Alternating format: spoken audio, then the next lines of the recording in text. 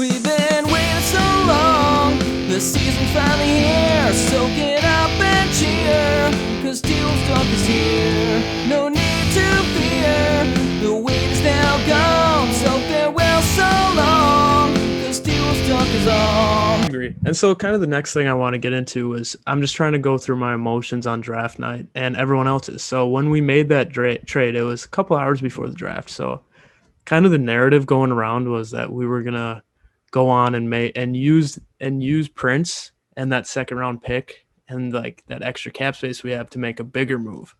And then the Timberwolves tweeted a picture of Gerson on hold, and they're like making moves or something, and nothing happened. We didn't have a draft pick the whole night. We didn't make any more trades, and it was just crickets. Nothing happened, and everyone was just so angry. What did you think about that? I think it's honestly, I don't think it was him, not wanting to make a trade. I think if it was available, he might have done it. He's an aggressive GM. I think just the way the board set up, I'm sure there's something he didn't like, and I'm sure that's to make a move. If the move would have presented itself, then I'm sure he would have made the move. I guess my analogy to it would be like the Bears moving up for Justin Fields. If their guy slid down to whatever it was, I'm sure they would have made the trade and moved up. But they never did. And I think Gerson has been getting a lot of hate this offseason because all the Wolves fans, want to see the huge splash and want to see the trades and wanted to see the us moving into the first round of the draft. But in all honesty, I think everyone knows that we had no cap space. Exactly. Everyone forgets that shit. We have a couple of, restricted free agents that we would really like to sign. They're pretty key pieces in our second team rotation. And we didn't have any money. I think we also have to keep in mind that Anthony Edwards is going to get a very big contract in the next 2 to 3 years. And, it's nice to honestly let some of your players just develop sometimes. Like I'm fully on board with I'm fully on board with the young core we have, and I'm ready to see where development takes them. Obviously everyone's talking about the Ben Simmons thing. What do you think? What would you give? What's a fair price for Ben Simmons for the Wolves? See, I honestly, man, I'm over the Ben Simmons thing. I really wanted him for a little bit there when everyone was saying how terrible he was, and I was like, okay, he's not terrible. Like we could really use him, and I kind of thought the asking price was going to be relatively low.